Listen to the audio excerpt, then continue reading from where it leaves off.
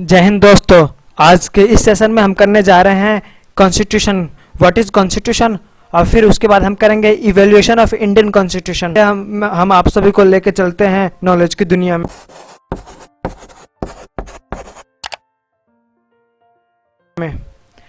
Constitution is the foundational law of a country which ordains the fundamental principle on which the government or the governance of that country is based.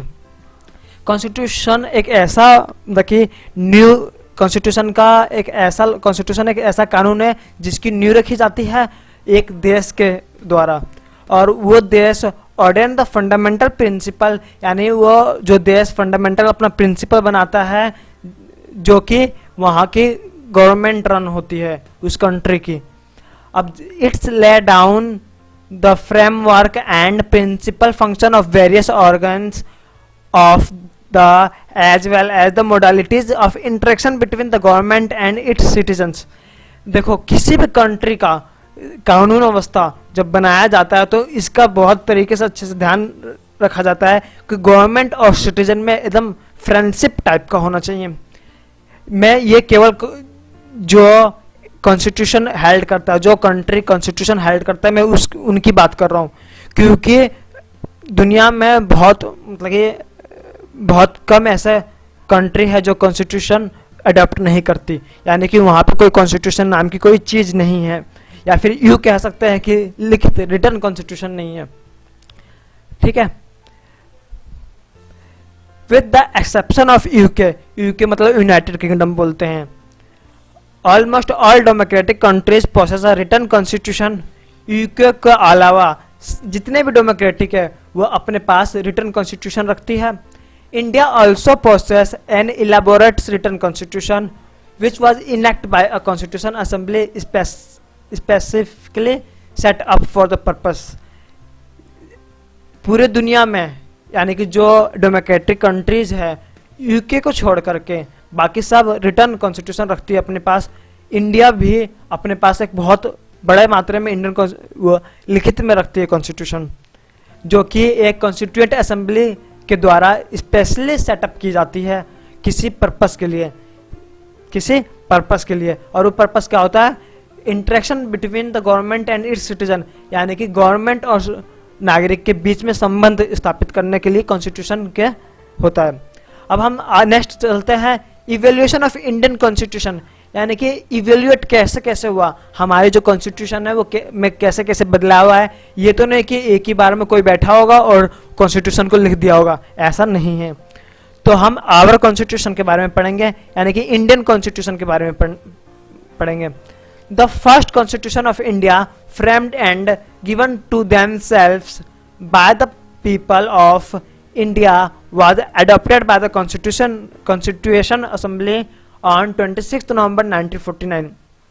यानी कि पहला constitution India ने कब frame किया था, यानी बनाया था और लोगों को सौंपा था। ये कॉन्स्टिट्यूशन असेंबली के द्वारा 26 नवंबर 1949 को अडॉप्ट किया गया था, लेकिन it's come into full operation with effect from 26 जनवरी 1950। लेकिन ये 26 जनवरी 1950 में लागू की गई थी, यानी कि ये पूरी तरह से ऑपरेशनल हुआ था। The constitution was originally adopt had 22 parts, 395 articles and 8 schedules. Its present text has amended from time to time. यानी कि जब ओरिजिनली अडॉप्ट किया गया था, यानी कि जब पहली बार अडॉप्ट किया गया था, यानी 26 नवंबर 1949 को अडॉप्ट किया गया था, तो उस समय 22 पार्ट्स थे, 395 आर्टिकल्स थे एंड 8 शेड्यूल्स थे। Its present text has amend from time to time, और उसके बाद ये अपने समय अनुसार समय समय पे बदलाव लाते गए इसमें। और ये बदलाव किसके द्वारा होता है? पार्लियामेंट ऑफ इंडिया के द्वारा। तो यहाँ पे the direct source of constitution lie in the administrative and legislative development of the British period. यानी कि जो डायरेक्ट सोर्स था हमारा कॉन्स्टिट्यूशन का, यानी कॉन्स्टिट्यूशन को हमने बनाया था, या फिर ऐसे हम यूँ कह सकते हैं कि हम नींव रखी थी, वह administrative and legislative developments of British period. यानी कि ब्रिटिश पीरियड बोले तो जब अंग्रेज हमारे भारत पे शासन कर रहे थे, तभी से ये सब उनके द्वारा जो जो चेंजेस लाया गया उससे भी अडॉप्ट किया गया है। Administrative and legislative reforms before 1857, यानी कि 1857 से पहले जितने भी रिफॉर्म्स आए हैं उनके बारे में हम पढ़ेंगे। चलिए, रेगुलेटिंग एक्ट ऑफ 1773, फिर second Pitt's India acts of 1784, charter act of 1793, फिर charter act of 1830, charter act of 1833, charter act of 1853। तो हम एक एक करके अगली अगली वीडियो में ये सारे पूरे डिटेल में पढ़ेंगे सारे एक्ट्स। पहला हम अगले नेक्स्ट सेशन में करेंगे रेगुलेटिंग एक्ट ऑफ 1773। तब तक के लिए जय हिंद, थैंक्स फॉर वॉचिंग।